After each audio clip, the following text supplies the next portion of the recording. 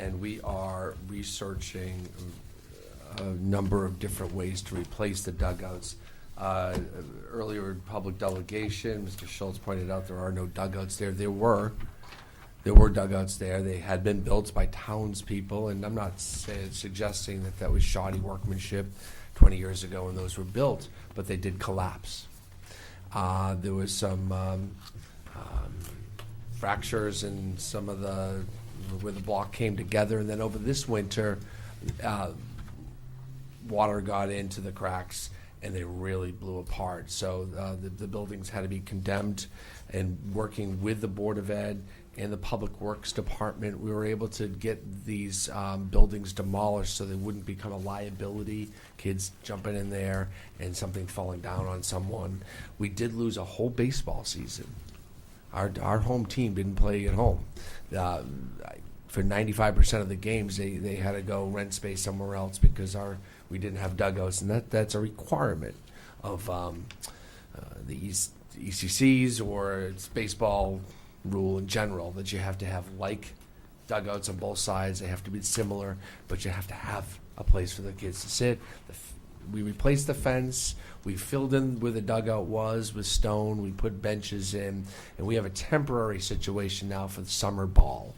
Our East Lyme youth uses that throughout the summer, almost every night, whether it's American Legion or we do rent it out as well to tournament play as well. Bill Shear's here to talk a little bit about maybe the design. Are you here, Bill? Here. All right. Do you have any details on the design, the cost, the typical cost of these things? Before we go into the cost, if we have a citizen who wants to donate, or a business, and we have some in town that want to donate, by all means, we'll take those donations. If another town somewhere got all their materials donated, God bless them. So far, nobody's stepped up, and I can go knock on doors, but so far, nobody's volunteered. If a licensed contractor, and we're in this litigious day and age, we can't just have a bunch of dads mixing up cement on a Sunday morning down there. We need a licensed contractor. If they want to donate their time and help us put these things together, by all means, that will cut the costs. So that's something that will be determined. The old dugouts were 36 feet long by about 8 feet wide, which is a pretty good sized dugout. We're planning to put back the same size.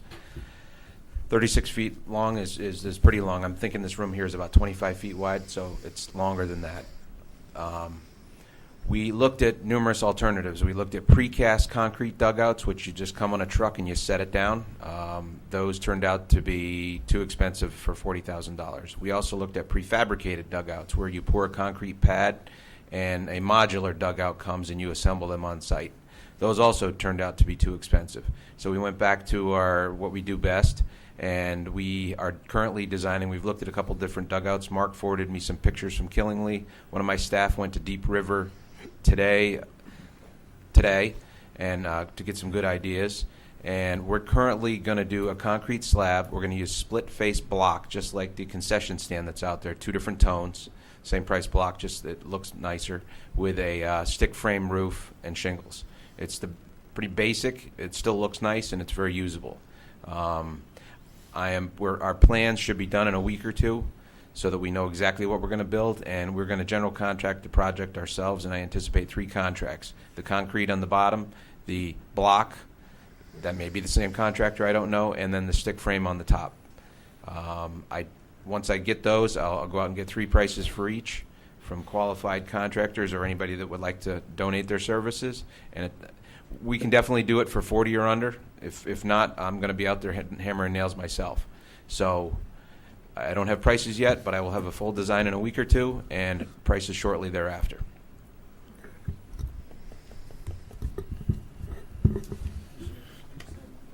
Yeah, sure thing. Sure. Just wanted the board to be aware. I had been approached in relation to the type of dugout on a few different occasions. the previous dugouts were in-ground dugouts where you walk down in, which are almost like major league parks, which were wonderful structures. Baseball players, coaches, they wanted to see those same structures come back, but we just felt that's not fiscally responsible. And I think what kudos to Mr. Scheer and the design that he's come up with in our collaborative efforts. I think we're putting together two structures for under $40,000, which are going to accommodate our town, our field, our all of the different baseball teams that use the field all summer, and our baseball team as well. So what's the time frame? I mean, as we listen to the design and you want to go out to bid, so we're asking to move forward a number when we really don't know if that number is an accurate number. And what's the time frame when these need to be completed? The school year's over, so explain to me or the board the off-season needs or I don't know exactly how many tournaments there are over the summer. I know War on the Shore is one of them. I know the field is used all summer long. If there's a break in there somewhere, we'll be ready to go within a few weeks, 3-4 weeks. So I think it's the timing of when those could be constructed. Right now, you've got tents that are up basically over benches. A windy day, we could have some issues. So hopefully sooner than later. I would anticipate the fall. You'd be building them in preparation for next season. But we're going to bond a bunch of money for the town, assuming, and this is part of the package. That's why it's being presented now and why this is being brought to you tonight. Well, I guess my question is if the number comes in under 40, we've moved the resolution to bond. Mm-hmm. Is that number then modified, or we? Yes. So this is not to exceed number? What we'll be doing is we will be obtaining temporary financing, which will mature in a year. And at the end of the year, if it costs us less to build the dugouts, then we will permanently bond the lower amount. I guess one of my questions is that, so basically there can be no games because it's a requirement. Right now, But that's what was said, what that the East Lyme High School team can't play on their home turf because there's not a dugout that meets Correct. the specifications of Well, whatever policy. what we had, Beth, was condemned buildings there, condemned dugouts. So we had to go through the process of demolition and filling in the No, hole, I understand putting that. up a new fence, and But then installing a bench. a tent and a bench doesn't satisfy that requirement. Is that correct? It does. It's Okay. horrible. So they can play. They've been using them since we were able to, again, do the temporary work that we needed to do. Mm-hmm. Through our own town, we didn't go out and get contractors for this. We just found some hours in the day and brought some equipment over and made this work. Actually, Mel Weiss, we did hire to demolish the buildings properly. So we filled it. It took a couple weeks to get that done. In the meantime, the baseball team was already playing, so they lost their field. By then they were halfway through their season. By the time we were able to finally get the fence contractor up to put a fence in, fill it with gravel, put the bench in properly. So it was the end of the season they were able to get back on their fields. What's there now? Yes, they can use it. It's a bench. Who is the they? The high school's baseball season is over right now. Now it's over. Correct. So now it's American Legion summer ball that would be using the fields. Which brings me to my next question. The kids that come around and get $20 from me every year for coupons that I never use. The rent money that I assume these leagues pay for using your field? I think they pay for the lights if they're using night games. I think our American Legion, I'm not sure that they pay for the fields. I know they pay for the lights. Do they pay for the field too? For the use of the field and the lights. They do, okay. They do. Where does that money go? And how come I can't take $15,000 out of that and subtract it from 40,000 and pay for this some other way. Okay. Other The than bonding the $20 domino card that you buy Mhm. goes to the team. They buy jackets and shorts and end of the year party, I believe. That's what that goes to. It's a recreation fund for the baseball team. I think all the teams have a booster club. They all go out and raise money for their causes, and that's not part of the town's budget or the Board of Ed's budget. That those kind of items. As for the rental, I'll have Dr. Newton answer that. For the rental of the fields, that goes back into your funds. Yes. Okay. And therefore, it can or can't be used to help build dugouts.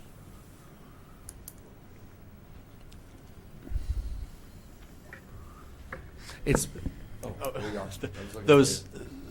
those dollars, we're using them for other things. I mean, you'd be basically robbing Peter, I guess, to pay Paul if you're going to pull dollars to cover something else. But we may not be bonding those other things, but okay. So as Bill said, the plans will be ready, and as you said, we probably won't get into construction because of what's going on in the field till the fall. So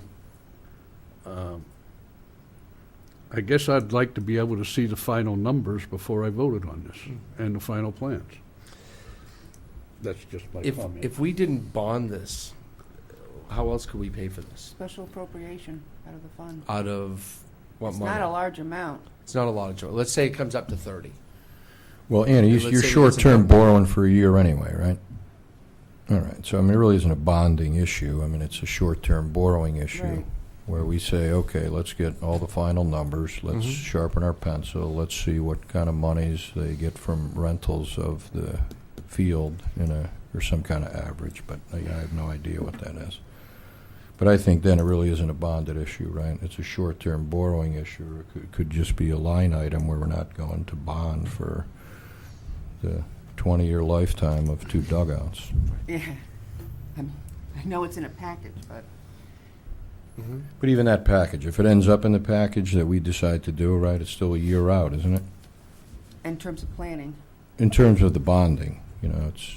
Well, we certainly don't want to miss another baseball season. There's No, no, 2 or no, 3 no, in no, a no, row. you know, This team. So know we it's want to get needed. it done in the fall. No, no, so we're if we did some talking- homework and we found a way to find some temporary borrowing or whatever, or found a special appropriation and put some money from CNR or something else. I think more importantly, it sounds like that we've looked at a variety of different options, precast, modular, now we're down to stick-built, but it would still be nice for this board, and I think even at a town meeting to say, here's our final plan, here's what our numbers are. That's kind of my thought, but... And if I could add to that, I think it would only be fair if these other places are renting the field, that really, the money they bring in really should go to the cost of the dugouts, right? Over the course of the, I guess hindsight, maybe. Over the course of the years, maybe there should have been a special revenue account set up for these kind of things. No one knew the dugouts were going to be in disrepair to the point we needed to build new ones up Yeah. until about 9 months ago. So, yeah, I would personally be more comfortable with some kind of review of the revenue that we've brought in for that and what we would be in a position to contribute to this effort. And I certainly would be more comfortable seeing a plan for what the dugouts entailed before I went down. I mean, I can't get behind this the way it is. I understand there's a need, but for me, we need a little more homework before I could get behind this. Mm-hmm. yeah. And once I see a plan, I mean, I know it's needed and everything, and it can be done, and there's other ways of doing it than bonding it. So we'll get it done. So we do these one at a time? That's all good Yeah, I would input. like to. Yeah, well, I think that... Okay, on to the next.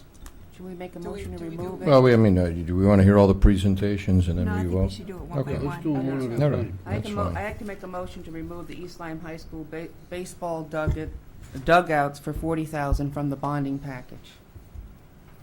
Wait a second now. Until such time. Until such time as a plan and a cost is presented and alternative means for financing it in order to be ready for the season. Okay, so the motion is to remove this from the bonding Yeah, package. this package. I could second that. We have a motion on the floor. Any discussion on the motion further? Hearing none. All those in favor of removal of this from the bonding resolution signify by saying aye. Aye. Opposed? Abstentions? Motion carries 5-1. The opposition was Mr. Carpenteri. 5 in favor. 1 opposition was Board Member Carpenteri. To remove it. To Take it remove out. it. 1 voted to keep it.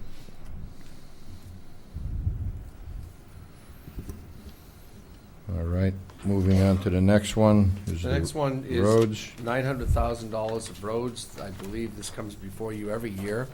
Mr. Ragaz here, our Director of Public Works, who explain where we're going to spend this money, why it's important, and how we make the most use of this fund every year.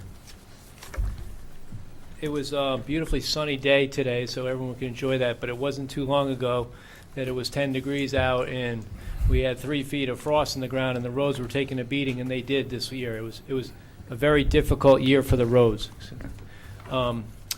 Every year, as Mr. Nickers said, we've been setting aside $900,000 for the roads. We're trying to make as best of a dent, but it's very difficult because we have residents all the time calling us saying, my road's in tough shape, can you fix it? We have 114 miles of roads in town, and we have $900,000. It seems like a lot of money, but it's not, because to try to spread that around, we need to do it right, and to do it right, it costs some money. So what in your package, I believe Anna had given you is, I tried to give a little summary of how the $900,000 this year went. It's a little more than $900,000 because we also allocate the town aid road money that comes in to the roads. So you got a list, and we were able to apply that money, the $900,000 of this current fiscal year, to 15 miles of road. Again, it doesn't sound like a lot, but we feel pretty accomplished that we were able to spread some of that money, whether it's in Niantic, Flanders, some of it's in the downtown, some of it's in country roads. But there's a method to our madness of trying to put the money around to keep the roads in the best condition possible. So this in this package also, I wrote all the different roads and the treatments that we did this year. But what right this year, this next year coming in, the $900,000, we're looking to repair Grassy Hill Road. It was one of the roads, that and Lovers Lane, that took a major beating with frost heaves this winter. Those roads need a lot more than the typical construction. It needs to be ground up and repaved. So that allocates a lot more of the money. But we're also trying to do these pavement treatments, and some people like them, some people aren't overly thrilled. But what we're trying to do, we're stewards of the roads, and we're trying to allocate the money around to keep the roads in the best condition possible. So besides the Grassy Hill, Lovers Lane, I am setting aside some money for Park Place. That's over by East Coast Taco and the west off of West Main Street, because there's a construction job going on over there, and we're trying to parlay some of the contractors' money to help pay for the road. But I need to set aside some money there. And then we have 5 or 6 other neighborhoods that we're trying to allocate. So I did give that list. On the back of that is just kind of a reminder, which I think this board has always been good of understanding, that if you spend $1 for crack sealing, it costs about $13 to do the full depth of what you see and what we did in Hope Street. But so that's the challenge, is we need to kind of do some of the cheaper or the less expensive treatments in locations to keep the decent road or the average roads in good condition. But when it comes to time, like in Hope Street downtown and some of these other roads, when they really get in bad shape, you got to do something. We have to act. So that's where we're at. We're giving you a list of roads. We're looking to get rolling right away. And if you have any questions, I'd certainly like to answer them. Any questions from the board? No? Thanks, Joe. So I have Resolved that a resolution entitled Resolution Making an Appropriation in Amount of $900,000 for the rehabilitation of various town roads and authorizing the issuance of $900,000 of bond of the town to meet said appropriations, and pending the issuance thereof, the making of temporary borrowing for such purpose. Second. Oh. Any discussion? Did you have to read the rest? A copy of? It's already read up. Okay. Any discussion on that? All those in favor signify by saying aye. Aye. Opposed? Abstentions? That portion of the bonding resolution passes 6-0.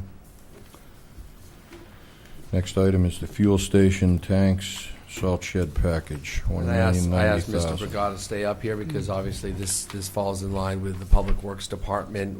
Our tanks that we use now are aging.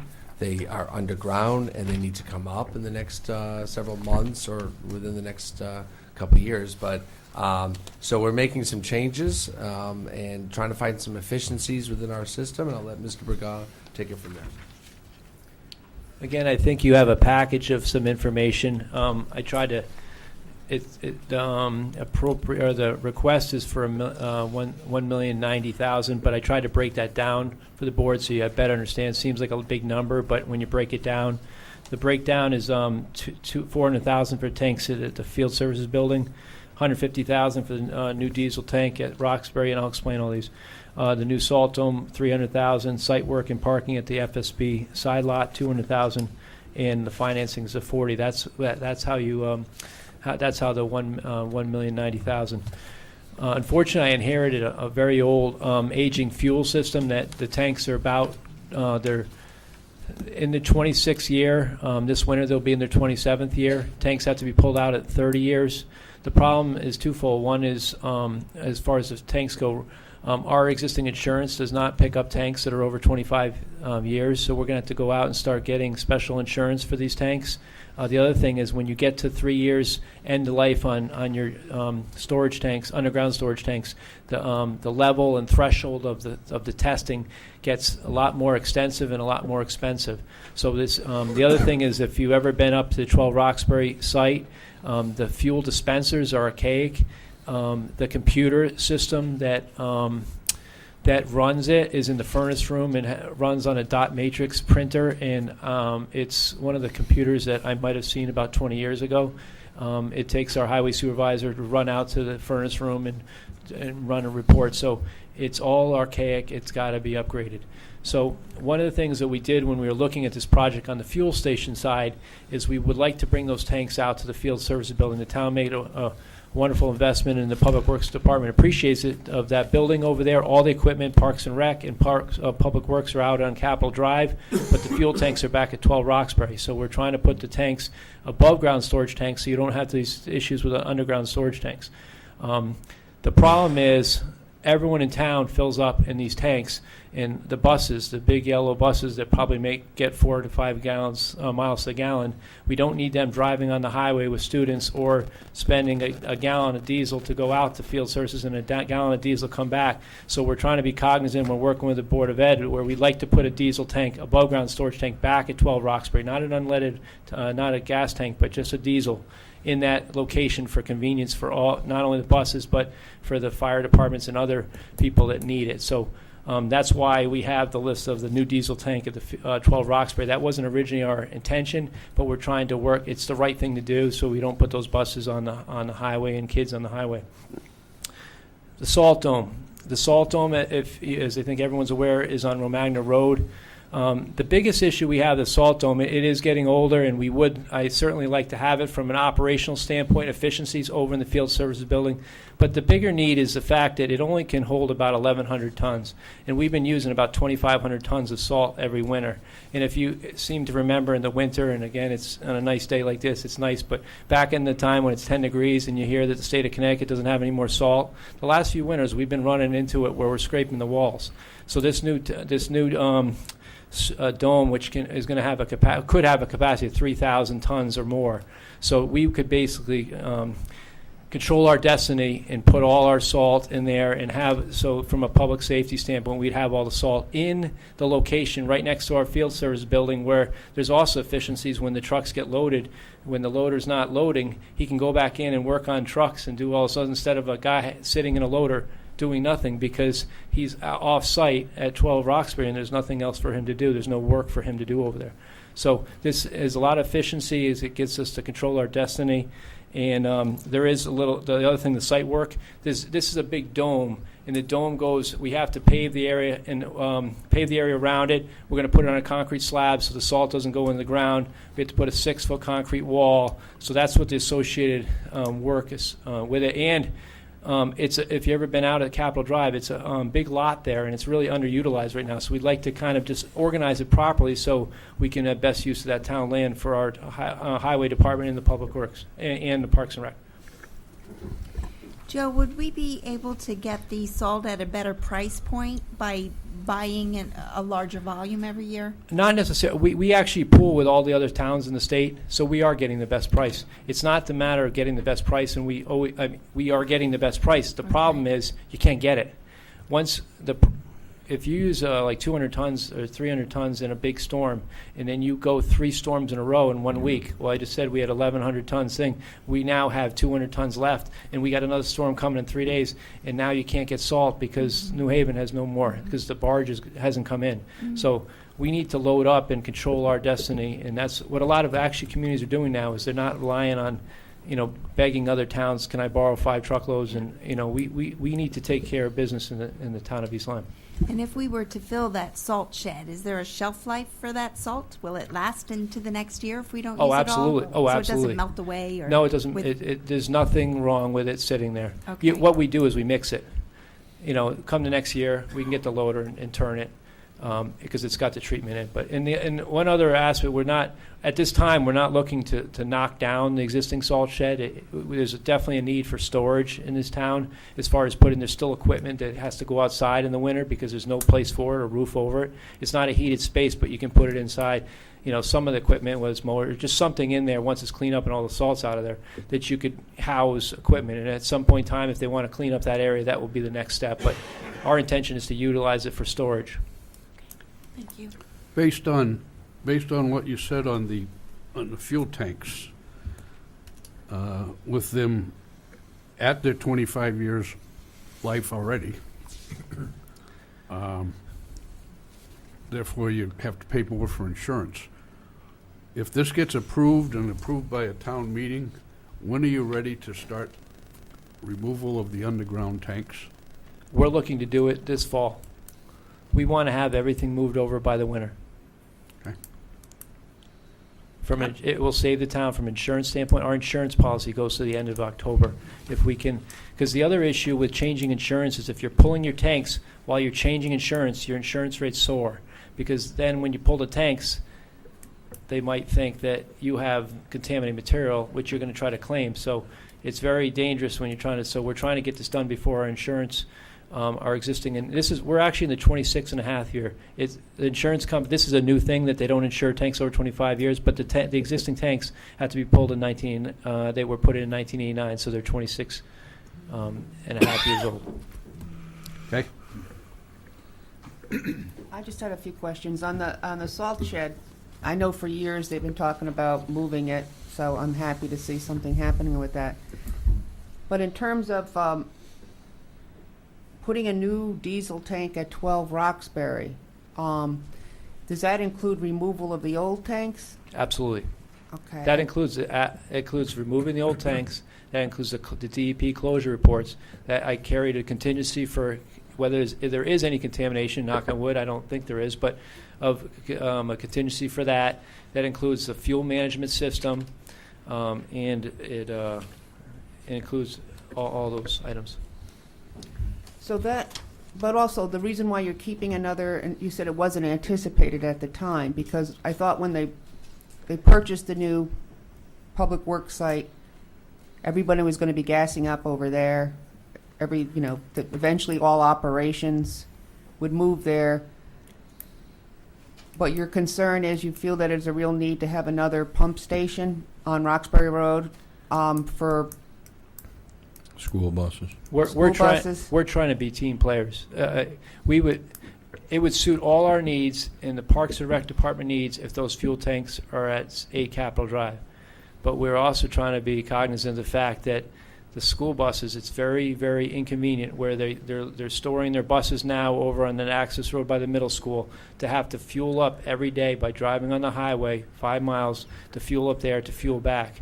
So we're trying to work with them as well as Nyack Fire Department can fuel up there. Other and the Water and Sewer Department is at 12 Roxbury as well. So there is. That would remain there. Oh yeah, Okay. they're fully.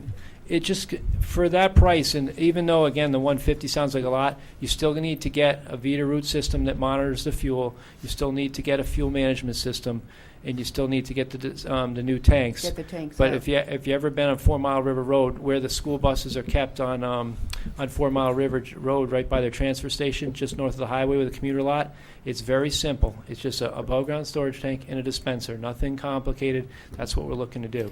Okay, but So- in the 150, in addition to having the one pump there, that's also covering the removal of the tanks, all the work that needs to do to get what's there out. That's the intention. Okay, thank you. And we're also, the one other element of it is we're trying to relocate the location for two purposes. One, from an aesthetic reason for the neighbors there, and two is if you ever seen it going in there, the tanks are it's a one-way in, one-way out there, and when you fuel vehicles, sometimes the fueling port is on the driver's side and sometimes on the passenger side, and depending on the vehicle. So a lot of times the vehicles have to drive the wrong way. So we're trying to tuck it around the corner and put it in a location that you could pull on either side of the tank, just from an efficiency standpoint. It makes sense. It makes it for ease of operation, and it's the right thing to do. So Joe, all the new tanks are above ground, right? That's what we're All right. looking to do. The existing tanks in the ground, have they done any test borings or anything to see if there is any No, contamination? we haven't. That's Okay. part of the closure process. You probably don't want to know until you do the closure process. I mean, it's not really standard to do any tests on it. There's been no known spills, Okay. but when you close a tank, you have to go to the DEP and do a closure report, and you have to file a report with them. So I don't have any documentation of that, but that would be done at the time of the when we pull the tanks. So your total estimated project costs are, have you put stuff out to bid, or there are? No, it's been crazy. Coming out of winter, we're doing roads. I've been tasking Bill. He's running around trying to do baseball dugouts and fueling tanks and boardwalk and streetscapes. It's on our list. We're trying to push this project out, and as was asked, it's our intention to put it out to get the numbers and everything in the next month or two, but we're going through this process at the present time. So I guess logistically then, we're going to pass along a resolution. So the estimates come from what, I guess?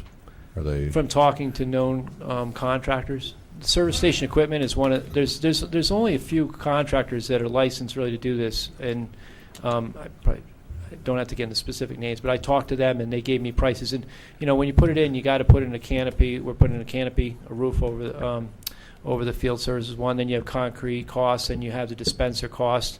You have, as I said, the fuel monitoring costs, the fuel management stuff. So that's all. That's why it soars the price. No, I think we all understand the need to do it, obviously the exposure from an insurance standpoint. I guess my question is, we pass this along, do we, as a board, request to see contracts that come in? What do you bid it out to Oh. 2 or 3 people? I mean, we certainly can provide that information. What we would probably do is get pricing from licensed contractors that do this. And there's, as I say, because it's kind of a specialized thing when you pull tanks and put in new tanks, but we will get prices from, as I said, a number of preferably local vendors that do this kind of work. We'll go with a low bid and we'll proceed forward. Okay. Would So, possibly Anna- you can come in for less than this? It could, but you always there's contingencies monies in here, but you always have to have contingencies when you're pulling tanks, because you don't know what you're going to find. But that's why we carried some numbers. So we'll do it for as little as we can to do the right thing. So, Ann, is it the same type situation? This is short-term borrowing to do these projects bonded next year? We will do short-term borrowing first, and then permanent borrowing Okay, at a minimum a year from now. all right. Is it customary that we request bonding money without having hard bids first? Is this customary? We have good budgetary numbers, we just don't have actually put it out to bid, because when you put it out to bid, it's the perception that you actually have a project, and, you know, this board or the town could say no.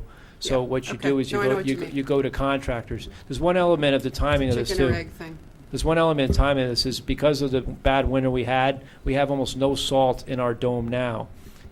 So it's very good timing to do it now. Not that it's a Herculean thing, but it will be much easier now to do it when there's very little salt in there, as opposed to at a time when you have 1,000 tons of salt and you got to move that. We'd have to rent triaxles. Now there's very little, because at the end of the winter there was no salt left in the state of Connecticut. No, I mean, clearly we recognize the need. You know, for us and the Board of Finance, it's helpful to have. So, you know, this authorizes you to go out in good faith and go get bids. It would That's be correct. nice to see the. Yeah, I would ask See that the we get bids. copies of what the costs are as we're going along the projects. So we can I will see. provide that stuff to Anna, and she can give it to the board. Thank you. Anna, the cost of issuance of $40,000, is that also based on an estimated 1.66% interest? No, the cost of issuance is for what we pay bond counsel to prepare A the transaction proceedings. fee. It's a transaction fee. So that transaction fee is 3.8% of the entire amount? Well- Is that a little high? Well, it's for the entire issue that we do. So it's taking into consideration all the projects, and we also have short-term notes that are maturing, so it's, you know, consideration of all of them. So it's bond counsel fees, financial advisor fees, we get a rating from Moody's, there's a fee associated with that. There's a paying agent fee that's also involved. So it's a multitude of fees, but it's not just specific to this project. We just included it in this particular Okay. authorization proceeding. So there is more to the three projects included in that transaction fee? You're just Yeah. kind of rolling it into Yeah, that this? seemed kind of stiff. It did, at 3.8, yeah. Okay. I had another question. If I go to the, is it okay to speak, Steve? Oh, yeah, go ahead. All right, thanks. I don't know what page it is. 1, 2, What section is it? 4. It's on page 5, I guess. You know, dealing with the $1,090,000 in section 2, the very first sentence. I have just a slight issue with the way that is worded. It states, any of the estimated amounts for a project not required to meet the actual cost of such project may be transferred by the first selectman and the town treasurer to meet the actual cost of any other project. So I would like to see the language amended to read, named in this resolution. Well, it is, it's specific in this resolution. I just want to make that clear, because I really wouldn't like to see, let's say if that, the fueling station comes in at 450,000 and we have 100,000 left over. That would only be used if there was an overage in one of these other two items Well, listed here. That's exactly what it means and what it Okay. refers to. These documents are prepared by our bond counsel, Right. and Doesn't matter to me. I just think it needs to be clear. I can pass that along, but I'm not sure that they will change the language.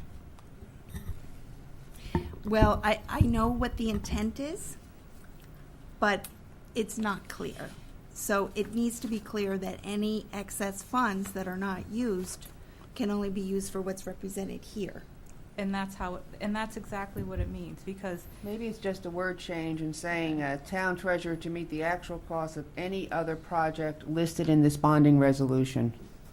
That's all. Because if it's just any other project, I think the point is that it could be something outside the bonding resolution.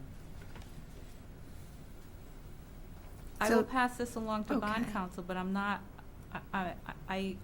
sure that they're going to want to change the proceedings. Well, I'm It's not not really sure I changing it, though. understand. Right.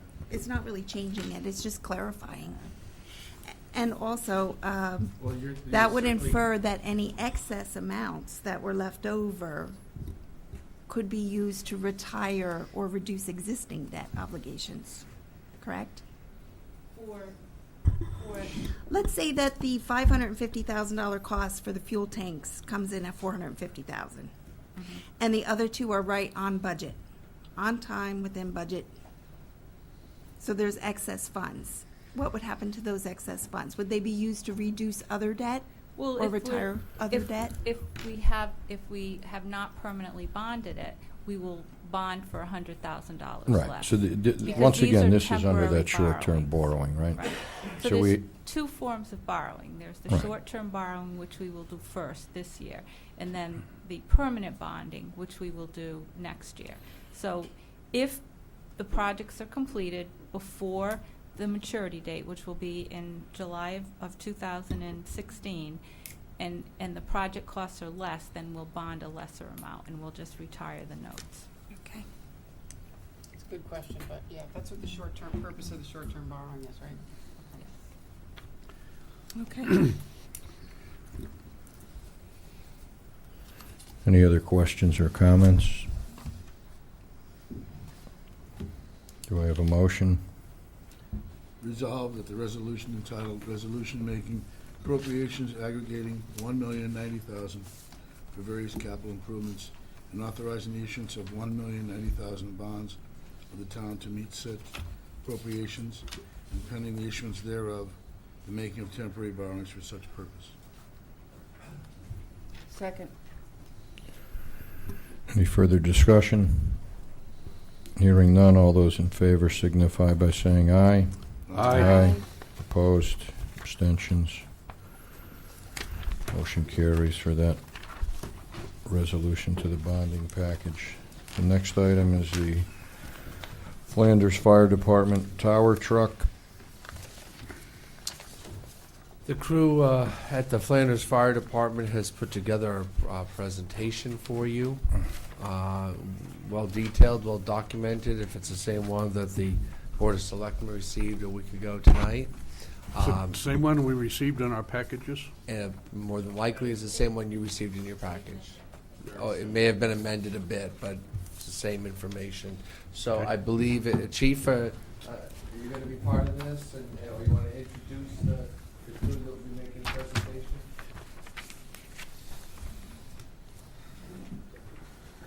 This is Chief Lewandowski. Good evening. Just like the first selectman has his specialists and people who know more than he does, I too have those same people, and I'm going to bring up my deputy chief, Dan Summers, and my assistant chief, Bill Ricks. And, they're going to explain it better than I can. Thank you. This is different than this one? Do you want to control this? Or? Okay, once Bill gets it up. Thank you. So we should dispose of this one? There's just one additional page added for Yeah. used equipment, because there's questions on that.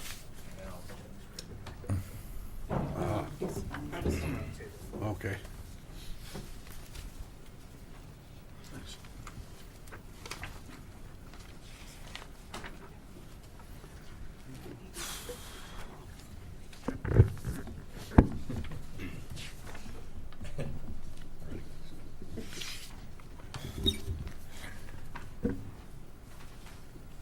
The Flanders Fire Department comes before you tonight proposing a replacement of our B-25, which is a 9E1 rear mount tower ladder. Currently has approximately 35,000 miles on it, 2 hours of operation. I'm sorry, hang on one second. Is Billy gonna? Yeah, I'm going to speak out. No, I was talking about putting this on TV instead of focusing it on. No, but I mean through the camera. Oh, for the TV. Yeah. Is that what we want to do? Out there, right? Computer? Oh, There, that one. you're asking me. Zoom in.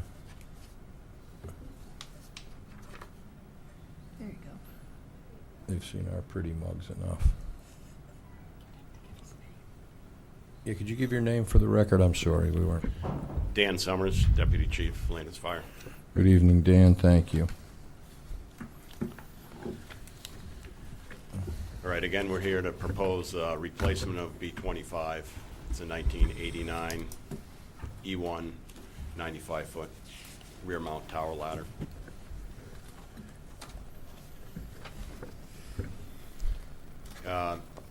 This piece of apparatus, 26 years old, showing its age. In the last 5 years, we spent approximately $38,000 to make basic safety repairs to keep it in service. It did fail ladder testing in 2013. We made several repairs at that point to keep it in service. 2014, it was not tested. In 2015, actually last Wednesday, it was retested and failed.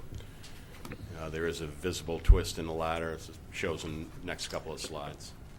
You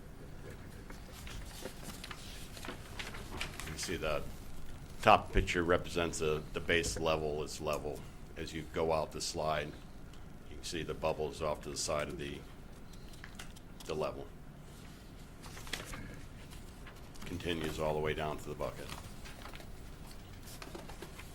And that's a picture of the bucket on the ground. We did consider refurbishment. Being 26 years old, the engine is becoming obsolete. Parts are getting increasingly difficult to find. We've been told if you need to repower the new, I want to say energy efficient, but that's not it. The pollution control on the new diesel engines would prevent it from being put into the truck with a cab that's on it. So if we were to repower, you'd have to replace the cab on the truck. Other parts can be fixed, rebuilt, transmission, brakes, all that. The ladder outriggers would be gone through and brought up in a refurbishment. Slides, pulleys, cables, everything on the tower itself can be brought up. You can replace single sections of the ladder if it's within E1 specifications of what amount of twist or damage can be replaced.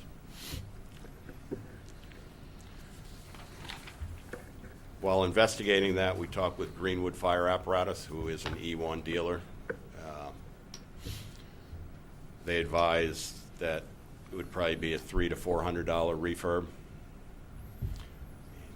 saying there's no guarantee of increased service life because you're putting a refurb on 26-year-old running gear.